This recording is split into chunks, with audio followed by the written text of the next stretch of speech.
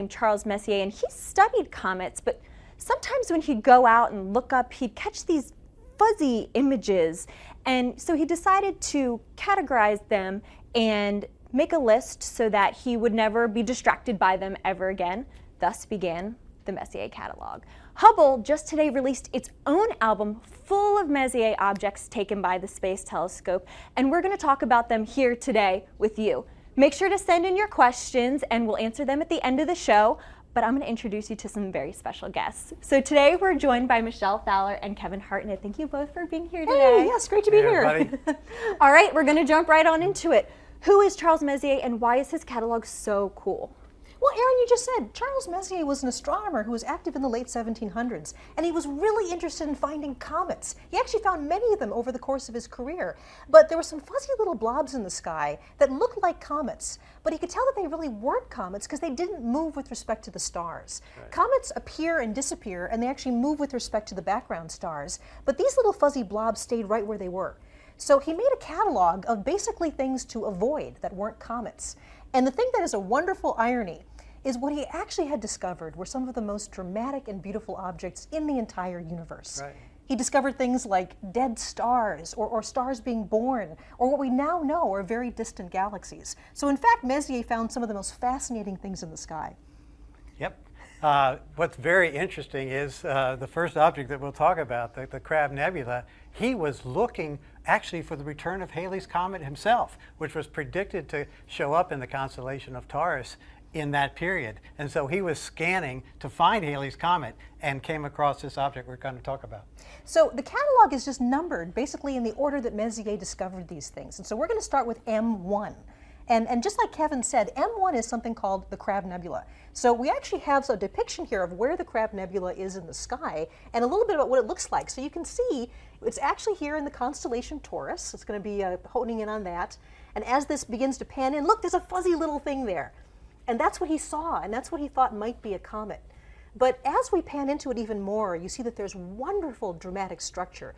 And what this turns out to be is an exploded star. It's what we call a supernova remnant. So there was a star long ago that exploded, and it actually spread its material over hundreds and hundreds of light years. And in the middle, there's the dead core of a star called a neutron star. Neutron stars are amazing. They have the density of Mount Everest pushed into every teaspoonful of material. And they actually rotate hundreds of times a second. And I remember that you actually knew what year the star exploded. Yes, so historians have figured out that this is associated with the Chinese sighting of a guest star, they called it, that was visible, so bright it could be seen during the daytime, and that was 1054. So we're very sure when this star actually exploded. Now, Kevin is an amazing amateur astronomer. He actually takes pictures of these objects with his own telescope. So should we go to some of the images that you've taken yourself? Sure, why not? In this case, I don't have one of M1. We'll see others, but I wanted to show you both this chart and where M1 can be found. Do you see the constellation of Taurus here? This little cluster of stars called the Hyades is V-shaped, and it marks the horns of the bull of Taurus. He's up and to the right of Orion, very easily spotted in the winter sky. And you take the lower horn and look at it with a telescope, and you're sure to find M1 if you just sweep around the field of view with that star in it, because it's very close to that star named Zeta Tauri. So I want you to know that in the Hubble catalog that's been released, we have a star chart like this for every Messier that's in the catalog. So even if you don't know anything about the Messier objects, you'll know basically where to find them in the sky, what season to look for them in, what constellation they're in, and we also tell you in the album what telescope is a good one to look for this object with, and what time of the month or what month of the year you should be looking for it. So keeping with the theme of dead stars, there's another one of my Messier objects that's one of my favorites. It's called the Ring Nebula. And so we talked about M1 being the first one. This is all the way at M57. Now the Ring Nebula is in the constellation Lyra. And this is actually a different sort of dead star. The first one we saw exploded violently in a supernova. This star is basically gently unraveling itself into space. It was a star that was more about the mass of the sun. It's dying and actually losing shells of gas around it. And in the middle, there's the remnant of this tiny little star, which is now cooling off and basically dying. So the Ring Nebula is a beautiful, beautiful object, and you can see some of the complexity that the Hubble Space Telescope discovered when it actually took many different visuals of this Ring Nebula. So the thing that I really love about the Ring Nebula is it's not very easy to see in a telescope. You have to use a special technique to see it. So tell us a bit about your observations of the Ring Nebula and how you see an object like this. Okay, sure, be happy to. It's one of my favorites. It's a great summer favorite for amateur astronomers. It's high in the sky, and it's fairly easy to locate in the constellation of Lyra. But as Michelle said, it's small and a little bit hard to find. And when you put in an eyepiece that has more magnification, it dims, and it gets a little tricky to see, especially the hole that's in the center. What you have to do, and this is a trick that we amateurs use, is look to the side of the object, because the edge of your eye is more sensitive to light than the center is, oddly enough. You have rods and cones in your eye, and the rods are along the edge. So at night, your peripheral vision is better than your center vision. And you can see things that move. So as a trick, we get the object in the telescope and then look to the side of the object and wiggle the telescope a little bit, and you can actually see it better when you do that. Especially the hole in the middle. It looks like a big smoke ring in the sky when you use those tricks. Now you won't see the center star because that's pretty faint, and although I took this photo with just general DSLR and a modest telescope, the camera is more sensitive than your eye, and so it can pick up on the star. You'd need probably a 14-inch telescope to see that star. So we're going from the theme of dead stars to something now very different, and that's the birth of stars. Messier actually discovered things that represent all the different phases of the life cycles of stars. So we're going to start talking about young stars. Yeah, and while we walk over to talk about the young stars over here, I wanted to remind everybody to continue to send in your questions. We're getting some really great ones. We're still here at Goddard Space Flight Center talking about Hubble's Messier catalog, and now we're going to be talking about dead stars. So take it away. I'll get out of your way. Well, that's right. These are stars that are being born. The next object we're going to talk about is one of my favorites in the sky. It's like an old friend returning every time the fall sky rolls around, and that's M42. This is the Orion Nebula. And as you can see in this wonderful animation, what the Orion Nebula really is a giant cloud of dust and gas. And inside it, there are stars forming that are lighting up this cloud. And there are actually 4 very bright stars at the very heart of the nebula called the trapezium cluster. And these stars are actually larger than the sun, more massive than the sun and brighter. And the light from them is lighting up the whole area that we know of as the Orion Nebula. To me, this is one of the most beautiful images ever taken by Hubble. It's not only beautiful, but it's very dramatic when you think about this is a cloud of dust and gas, many, many hundreds of light years across. And inside it, there are dozens, if not hundreds, of new stars forming right now. So this is a beautiful object, and I have to say that the image you took of this is spectacular. I mean, you are an amazing astrophotographer. Let's take a look at what you got with this one. Well, it is one of my better efforts, but they're all work, and I want to really communicate that taking pictures is another aspect of astronomy that's enjoyable, has its technical challenges, but I've spent most of my life observing these things with binoculars or a telescope, and it's as much fun. It's probably more fun than trying to take pictures of them, which is just hard. So here you see an image of Orion Nebula, and I want to point out the contrast between this one and this one. It took Hubble about 500 different pointings, mosaics, stitched together to form this image. Because Hubble zooms in, it has such high magnification, it zooms into a smaller part of the object. This could all fit in the field of view of my telescope. When you're looking at this object just with a telescope and not worried about taking pictures, you want to look for it beneath the 3 stars that form Orion's belt, the sheath for his sword, if you will. Right in that area, from a dark spot, you can see a faint cloud, and put a telescope on it, and you can see there, right there is an image of where M42 is. Again, this is on our website, so you can find these for all the Messier objects there. But you put a telescope on it, and you can see this trapezium, 4 little stars in a trapezoid shape, and enjoy the dark and light bands of this nebula. It's truly spectacular. Messier actually found a number of examples of young stars. In the case of the Orion Nebula, the stars are still forming in this cloud of dust and gas. But then there are other stars that are a little farther along that have actually moved out of the clouds they were born in. And in many cases, just the radiation and also the particle winds coming off these bright young stars blows away the cloud. And so the next thing we're going to is an example of a young cluster of stars. Stars that have all formed probably in the last at least tens of millions of years. It doesn't sound very young to us, but for stars that they are. And this is a cluster called the Pleiades. And the Pleiades is a wonderful thing to see in the autumn and winter sky. It always is wonderful for me because I know that wonderful, beautiful autumn sky is rolling around. These images look very different. So here's the image that you took of this young cluster of stars. And in fact, the Hubble image is it's so much resolution and so much focus, it's only a tiny part of your image here. Right. So compare the Hubble image that we have here with what you were able to see with the Pleiades. So it's a very tiny portion. The Pleiades is a naked eye object, and it's somewhat like 3 or 4 times the size of the full moon. So it's very big on the sky. This image taken by Hubble of part of the gas and dust surrounding these stars is right in between this bright star called Meropa and these 2 little stars next to it. So it's a very, very tiny portion of the actual Pleiades. Pleiades is also known as the Seven Sisters. A lot of people mistake it for the Little Dipper because it has this dipper shape. And with your eye, you really only see 6. There's this legend of the missing Pleiad because you don't see 7.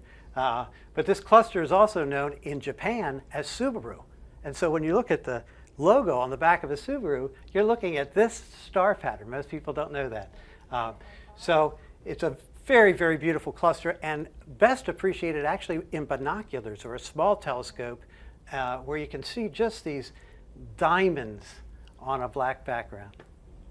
So we're talking about families of stars, and the type of cluster that the Pleiades is something called an open cluster. And these are stars that form relatively close to each other in one of these big clouds. But the sun was probably in a cluster like this billions of years ago. But over that time, we've been around the galaxy so many times that just the gravitational interaction between the stars has peeled off all the other members of our star cluster. We don't really know where in the sky our brother and sister stars are. So an open cluster is a family of stars that all form together. And actually, we're going to go over and talk a bit more about some different families of stars now. Yeah, and once again, while we're walking over, I just wanted to remind everyone to keep sending in your questions. I'm getting some really, really great ones. And we're here at Goddard Space Flight Center talking about Hubble's Messier catalog. So continue sending in your questions, and I'll let you guys talk about clusters. Thanks, Aaron. So here's another example of an open cluster. This is M11, which is also called the Wild Duck Cluster. And as I said before, open clusters are stars that formed together relatively recently in the last millions or tens of millions of years and are slowly peeling apart over time. So this is another one that you have a very different image. Hubble is taking sort of a picture here of the heart of this cluster, and then you have a picture of the larger cluster so people can see that. Right. Neither one of them look much like a wild duck, do they? But if you had a small telescope or a pair of binoculars and looked at this object, which is in the summer sky in the Milky Way, you will see a V-shaped grouping of stars. The brighter stars are V-shaped and reminded the early observers of a flight of ducks or geese that are characteristically, flying in a V. When I look at this, and this is one of my favorites too, you notice right away, and so did Messier. He wrote in his catalog about this, that there's a very bright star in the center of the cluster. Hard to make out here because it just gets lost with all the others. But it's very, very noticeable when you look at it for the first time in a telescope. This amazing grouping of stars and this one bright one right in the middle. Now I find this cluster is particularly fun to look at in higher magnification, and I like to use a zoom eyepiece. So I look at it at low magnification and the stars are really tight, and then as you twist the eyepiece, it zooms in, and you see just hundreds more. It's a remarkably beautiful open cluster, and there's something like, hundreds of stars in the cluster. That's right. Now, an open cluster can have dozens or hundreds of stars, but there are actually much larger star clusters as well.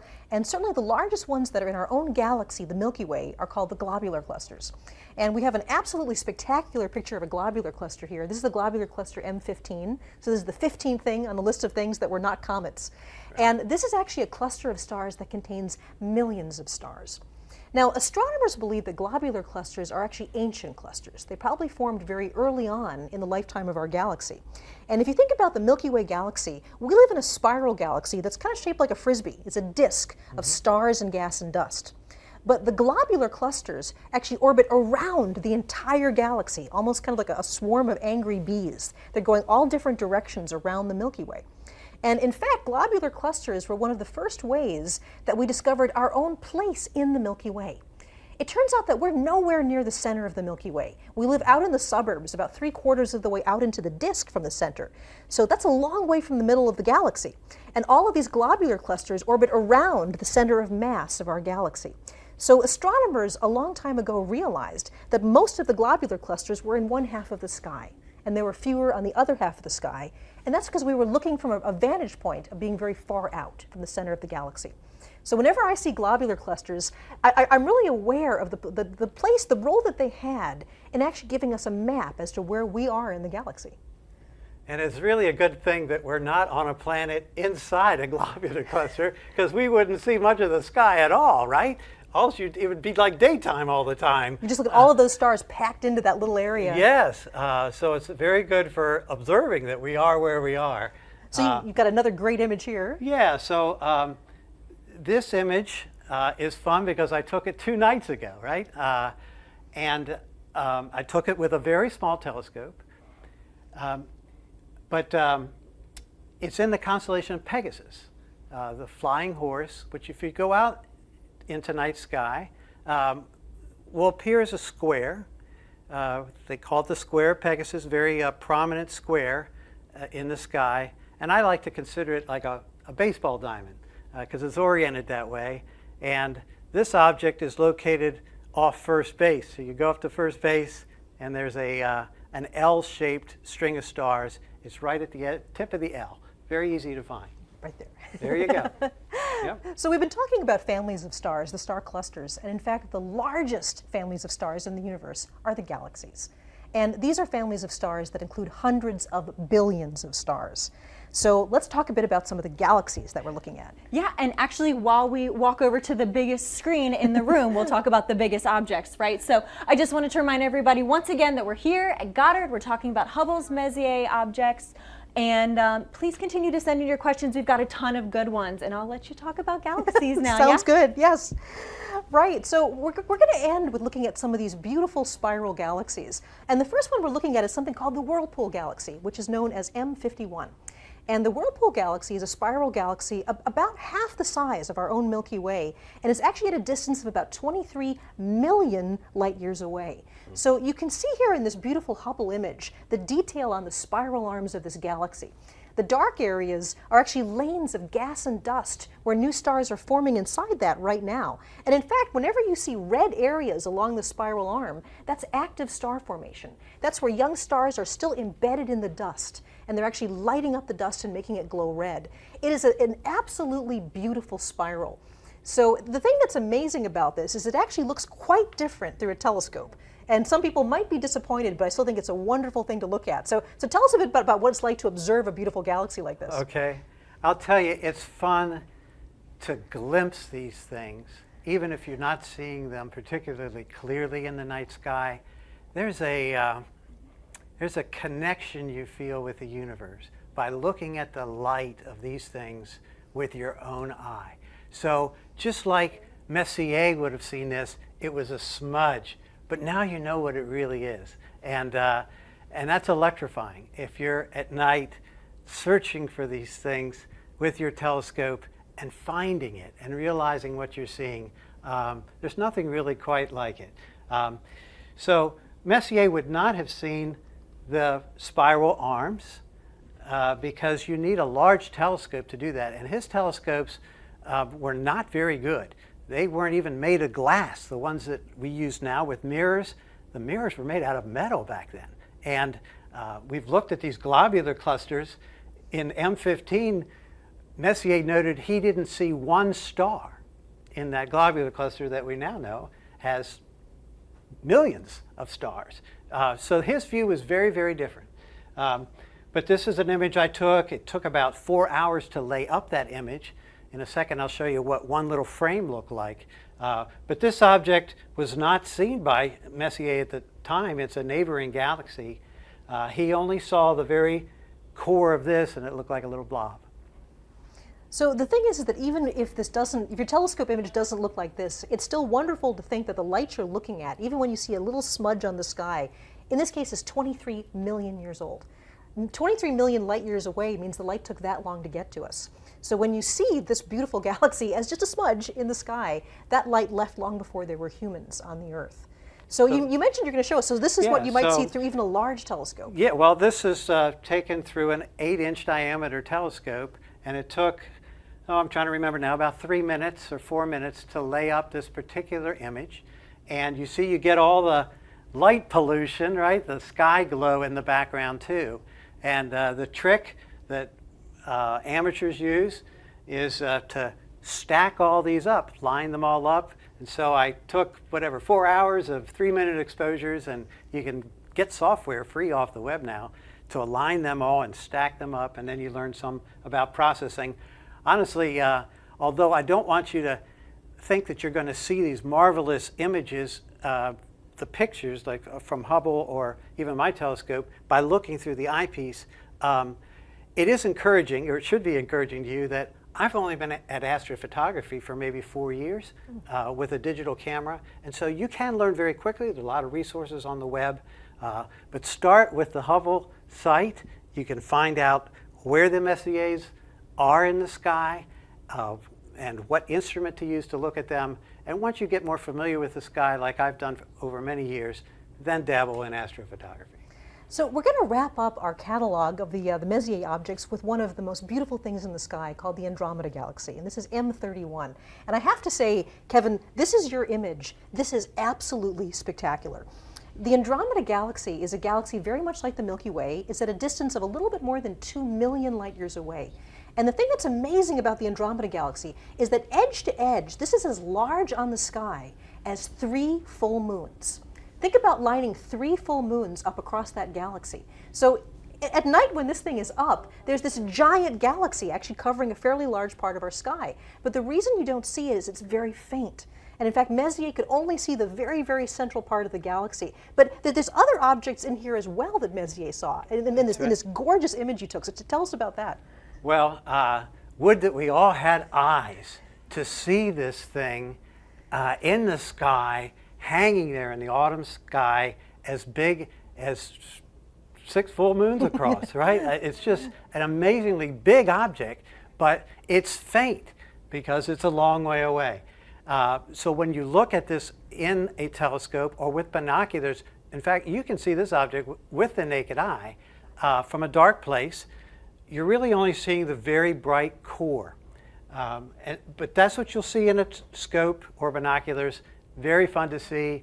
I remember dragging my whole family out when I was maybe 15, and it was in the winter. And I said, now that I found it, you have to see it. So it was like 20 degrees outside. Drag all my sisters out to see this thing because it's a classic. It's very spectacular. This object, Messier also found, probably within the same night that he looked at M31. This is called M32. Again, very easy to see because it's so close to M31. And it looks like a slightly out of focus star. A little harder to see is this one down here, a companion galaxy, now known as M110. And you have to use that little trick I mentioned earlier, looking to the side of M110 to see it more clearly. I like to take people out and show them Andromeda through the telescope because it's very easy to see this, a little harder to see this, and they have to really work to see M110. But so it's a great learning experience. So going to the Hubble image of Andromeda, this is something that's kind of mind-blowing. Hubble is so powerful, it can actually see the individual stars in this galaxy 2 million light years away. Now, this galaxy contains hundreds of billions of stars. And when you look at this image, there's kind of a graininess to the image, and that's real. These are all individual stars that Hubble can pick out. Now, the amazing thing is it took Hubble over 400 different pointings to stitch together this giant mosaic of Andromeda. And in fact, Hubble only had the time to image about 1/3 of the galaxy. So think about that. More than 400 Hubble images all put together in a mosaic to cover just about 1/3 of the Andromeda galaxy. So it's an amazing thing to see and an incredible Messier object. So hopefully in talking about these wonderful objects you can see in the sky, things like dead stars, stars being born, galaxies, star clusters, you might want to go out and actually look at them yourself. And this is where Kevin is the expert. He's going to talk to you a bit about what you can do to actually go out and make your own Messier catalog. So you've brought some telescopes here. Let's go over here and take a look at this.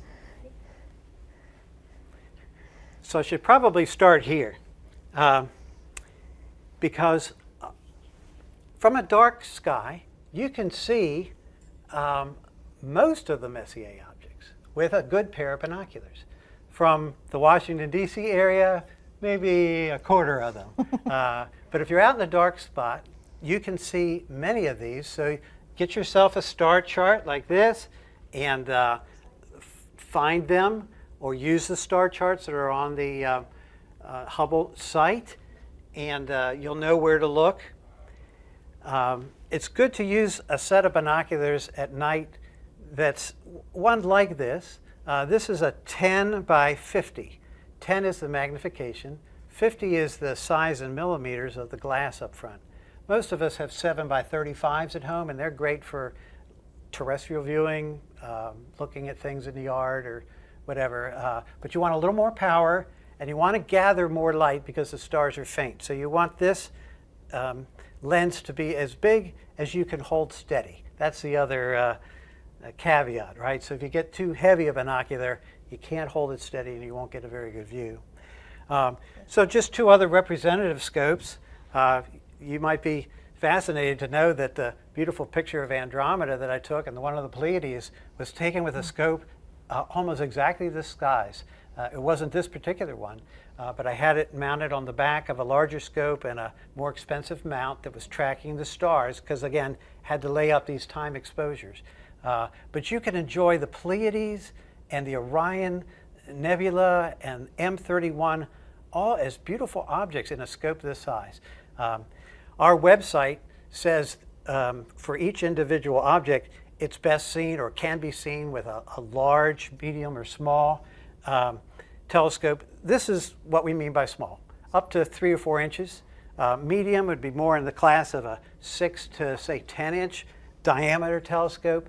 The size of the lens, again, is the size of the, it's what's collecting the light. So think of it as your eyeball. Imagine your eyeball being 8 inches wide. You collect a lot more light. And then larger scopes, which you didn't have room on set to bring in here, can be 10, 12, 16. Some amateurs have 20-inch telescopes, great big things. But they get obviously difficult to move around. Each has their own price range and pros and cons. Read up on a website that describes telescopes before buying one. And really, I recommend learning your constellations, finding the Messier objects with a binocular, and then stepping up as your interest continues. Here's a zoom eyepiece that I was mentioning before. So you just twist it and it magnifies, so you don't have to keep reaching for different eyepieces. If you do want to do that, there's many different types, and it just makes it easier. I find it easier to just zoom in. Interestingly, Charles Messier, he looked through about every telescope he could get his hands on, and they weren't very good. And they didn't have eyepieces. The eyepieces they had weren't replaceable, I should say. They were a fixed magnification. So interesting difference. Before we go on to some questions from the audience, actually the question I have for you is, how many Messier objects have you personally seen? Oh boy. Yeah, so I've seen just about all of them. We didn't talk about it tonight, but there's a large group of galaxies in the constellation Como Berenices, off the tail of Leo and next to Virgo, where there are just literally scores of galaxies. Some of them are Messier objects, many of them are not. They didn't make his list. So I've looked at that cluster, and when you look through the field of view, you might see 2 or 3 Messier objects, but 2 or 3 that are almost as bright that he missed somehow. And so I've seen them all. I haven't cataloged them all, but I'm starting to do that afresh now. It's kind of a bucket list thing for me. If you write down the day and time and scope that you use and some details about the sky, and send that log to the Astronomical League, you can get a certificate, which is really cool. Say you've seen all the Messier objects. So I'm now logging them all. I've probably seen them all, but I didn't log them all. Well, excellent. So, I think before we go, we have some time for questions. Yeah, we do, and it seems like we have a couple Messier collection hopefuls in here. We have one question asking, what is the best kind of telescope for a beginner? While we're over here, we might as well start with the telescope questions, yeah? Yeah, so the best answer I've heard to that question is one that you will use, okay? So it can't be too heavy, it can't be too complicated, it can't be too expensive, right, if you're just a beginner, because you want to get your feet wet, right? And realize, hey, I really can find things and enjoy them, and then move up from there. So I find ones that have this style of mount helpful. It's called azimuth and elevation, and so it's very intuitive to just swing it around and bring it up and look for your object in one of these types of telescopes. So I think this is a good choice, not maybe this big, but an azimuth elevation kind of mount on the telescope. And then similar, we got a different question from someone else asking what are the best kind of binoculars for backyard astronomy? Yeah, well, again, I would say shoot for something that's like a 10 by 50, like these, and not too heavy. If you get much heavier than this, they sell stands that you can put them on, but you'll want something to steady them. So I think a 10 by 50 is a pretty good size for most places. That's always my problem. Is I love using binoculars, but it's hard to keep them steady in your hands. So people have techniques like resting your knees on your elbows on your knees and steadying that way, or actually going up against a wall. That's one of the harder things, is learning to steady the image. Right. Speaking of images, maybe we'll come out here so we can see some more of these images in the background while we take a few more questions. Watch your step.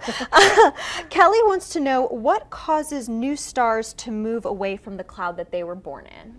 Well, there's a lot of reasons for this. I mean, there's actually intrinsic movement of the stars, that when stars form, they actually pick up angular momentum. They begin to spin, and the clusters of stars spin in different ways too. And over time, this can actually spin some of the stars out of the cluster entirely. But the other thing to remember is that star clusters never live just by themselves. We go around the galaxy. Right now, we're actually flying around the center of the Milky Way galaxy at about 500,000 miles an hour. Good thing we don't actually feel that. Right. And as the sun moves around the galaxy, it has very gentle gravitational encounters with other stars. Over billions of years, over many passes around the galaxy, this actually spreads the cluster out. And so we've actually left probably some of our sister stars way on the other side of the galaxy. The star formed right near us, but now it's 100,000 light years away. And that's just the regular gravitational attraction of the different stars as we move through the galaxy. Great. It seems like these clusters kind of resonated with people. Someone else wanted to know, how far away are stars in a cluster? Oh, now that's a very interesting question. I don't have an exact number for some of the clusters that we've been showing you, but as Kevin mentioned, if you were in a globular cluster, if you were actually in a planet around a star, in the heart of a globular cluster, the night sky would be brilliantly bright. So the closest star to us is about 4 light years away. And in the heart of a globular cluster, it'd be a lot closer than that. I don't have an exact number, but I do know the night sky would look a lot different. 4 light years is actually a long way, right? And so if I've read that if you considered the volume of sphere that's 4 light years in radius, in some of these globular clusters, there can be as many as 10,000 stars within that sphere. And so imagine being on a planet around one of those. It would be just dazzling. Yeah. And then another question, this one looks like it's specifically for Kevin. How do you deal with light pollution? Yes, well, I cry a lot, I guess, is the answer. If you have a portable telescope, right, which some of mine are, you get to a dark spot, and that way you can just enjoy the night sky and find things easier. Taking pictures, see, is one of the strategies that I have to fight light pollution, because you can play tricks with a digital camera. Digital camera is very, very sensitive, if you've seen in these images. And so you could play these tricks about stacking up photos and processing them and get these amazing results. I live north of Washington, D.C., where it's very, very bright. And yet you can play these tricks with a digital camera. Some of the same tricks Hubble plays, actually. Taking an image and then basically covering the shutter and putting a black cover on the telescope and taking another image. You say, why would you do that? You record the noise in the camera, and then there's software that you can use to subtract off the noise. And so this is a way to fight light pollution. You subtract it off with a digital camera. Can't do that with your eye, but Hubble plays that same trick, not to fight light pollution so much, but just to get that noise that's inherent in the camera because of its thermal qualities, and subtract that out. It's amazing to me just how much we're missing with light pollution. I mean, I think that the most beautiful sky I ever saw was when I was in Chile. I was in the Atacama Desert where there were no lights around at all. And somebody actually pointed out the Milky Way was so bright overhead, it actually was making me cry. It was so beautiful, I was getting tears in my eyes. And I actually looked down at the ground, and someone pointed out that I was casting a very, very dim shadow on the ground. But there was no moon out that night, none of the bright planets were out that night. That was actually a shadow being cast by the Milky Way. It's very That's how bright the Milky Way can get. So, I mean, get yourself to a dark sky area if you possibly can. Wow, that's crazy. So we got a question about Hubble specifically. How does Hubble take so many sharp images when it's moving so fast? Pointing. I think I'm going to lead this to the Hubble operations manager. Absolutely. That's for you, Kev. Yes, so you don't think about it much. That would be more of a problem if the stars were closer. But they're so far away that the light that's coming anywhere near Earth is coming in parallel beams. And so, yes, Hubble's moving around the Earth, but it's still seeing these parallel beams that come from these different distant stars. If an object were closer, like the moon, you don't see many Hubble pictures of the moon, do you? See, Hubble was never designed to look at the moon. Now we've, over the years that Hubble's been operating, we now have modes that can, but they're very seldom used because you have what they call a parallax problem. The moon's too close and Hubble is moving too fast. That light beams aren't coming to you in a parallel fashion. And so the secret is the stars are so far away. Wow, that's fascinating. So someone asked, what is the best telescope for astrophotography? Okay. I don't know how to answer that question. That's why I'm asking you. There's different types of targets, right? There's what we've been calling, these ones would be classified as deep space objects, DSOs. And there's also like the moon and planets. You would want a different type of telescope to do lunar and planetary work than you would for deep sky objects. And so that's part of the answer. For deep sky objects, I think most websites that I would go to, people more experienced than I at this, would say get a medium-sized refracting telescope. That's the type that has the lens up front with fairly short focal length, and that will probably do the best for you for these things. Lots of reasons why, but those kind of telescopes can range from the $600 one that I bought to $6,000, so you kind of go with your budget too. And so much of it appears to be in the way you process the images. I mean, like your image of Andromeda was spectacular. I mean, I remember when I first saw it, when we were rehearsing for this, I said, that's something that like the Mount Wilson telescope would have taken 100 years ago. That would have been like the best astronomical image in the world. But here you did this out of this small scope. Yeah, there it is. Right here. And so that has to do a lot with what you do with the imagery afterwards, too. So true, yes. The more you stack, the more signal to noise you get, and the more you learn about Photoshop and these other processing techniques, just the better you get at it. And I really consider myself a baby at it. This, again, was about a 4-hour exposure. And many, many times more than 4 hours in processing. And you've only been doing this for about 4 years. Yeah. Again, it's because there's so many resources online. We're bringing you the Hubble Messier catalog online with all its information. There's lots and lots of helpful resources out there about astrophotography. The Messier catalog is such an inspiration to me because, sort of wrapping it all up again, we talked about avoiding these things that aren't comets, but instead it turns out to be the catalog of wonders. I mean, everything from dead stars to baby stars to these vast galaxies that you took a picture of. Well, in some strange way, we have Charles Messier to thank for all that, even though it wasn't what he was looking for. Yes, he found 13 comets on his own, remarkable for the instruments he had, and operating from the center of Paris. Can you imagine it? In an observatory there. And he co-discovered 7 others with his friends. So the man found 20 comets in his lifetime. Very, very remarkable for the instruments that he had and the place that he was doing it from. Try to even discover one from the center of Paris right now. Pretty hard to do. Yeah. Are you ready for another question? Sure. Alejandro wants to know, what are your favorite locations for stargazing? I guess I can ask both of you that question. Well, I just mentioned the Atacama Desert, but that's kind of hard to get to. So, it is amazing to me how much you actually can see from a relatively dark backyard. If you can get yourself to an area with a nice clear horizon, I've seen comets through small binoculars. I've seen small telescopes where you can see the rings of Saturn. Saturn in particular is an object, obviously a lot closer to us than the Messier objects are, but this is one of the things where if you're a little disappointed by the Andromeda galaxy just being a smudge, when you see Saturn and its rings right there in front of you, and the moons of Saturn as well, that's something that just floored me the first time I saw it. It looked like somebody had taken a picture of Saturn from a textbook and just kind of pasted it on the end of the telescope. So some of these objects are actually very easy to see. They're very bright, so you don't need a dark sky to see them. Yeah, that's right. The moon and planets, in even a very modest-sized scope, can be a unforgettable experience. As you mentioned, seeing the rings of Saturn, I've been at so many star parties, we call them. We have telescopes out and have fun with the heavens. It's so fun to see people see the moon or the planet Saturn or Jupiter with its moons and bands for the first time.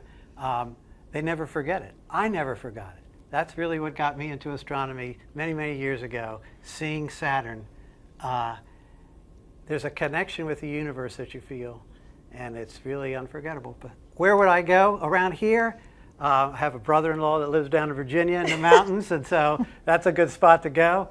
And the Eastern Shore is a pretty good dark spot with nice horizon, so you can see things from horizon to horizon.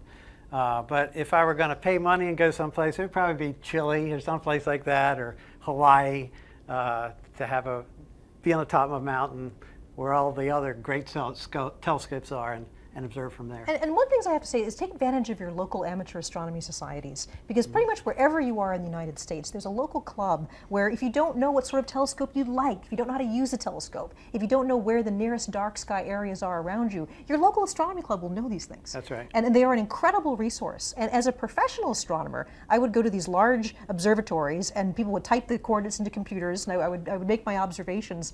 I often feel that the amateur astronomy community are the real astronomers. They're the people that really know the sky like the back of their hand. Right. Amateur astronomy groups will also love to show you their telescopes. And so you can try before you buy if you go to a club. And that's also helpful.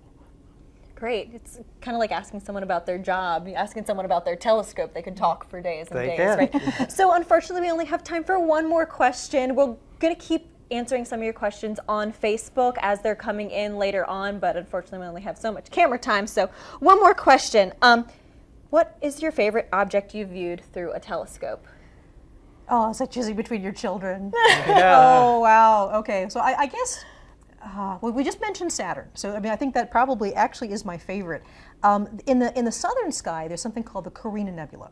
And the Carina Nebula is an area where you can see star birth and star death all happening at once. there are young clusters of stars, and then there's a star called Eta Carina, which is actually very close, we think, to blowing itself up in a supernova explosion. This part of the sky has these vast bands of dark dust and bright gas. And I have to say, those are some of the things that I've seen with my own eyes when I was living in the southern hemisphere that just blew me away. I mean, this is probably the closest thing I've seen with my naked eyes looking through a telescope that actually looked like a Hubble image. So Eta Carina would have to be one of my favorites. Yeah, and for me, it is like deciding between your children, I guess. I really love to look visually at M11, that wild duck cluster, because when you first look at it in the scope, you can imagine how Messier didn't see any stars in it. They're very, very close, and yet you zoom in, and it's almost like the fly-throughs that we saw. It turns into something else, and it's in the heart of the Milky Way, where it's surrounded by hundreds and hundreds of stars to begin with. And so it's just, I don't know how to describe it. It's just beautiful. I could look at it for a long time. If we don't know how to describe it, you need to try it yourself. That's right. So get out there and find the Messier catalog yourself and enjoy the absolutely beautiful images that the Hubble Space Telescope has made of these objects. Absolutely. So like they said, if you want more, we've got the catalog up on our website, nasa.gov/Hubble. And if you want to know anything about Hubble at any time, you can follow us on Twitter at NASA Hubble. Thank you both so much for being here. And thank you all for tuning in to us. And we'll see you next time. Hey, great to be here. Bye. Thank you. Bye.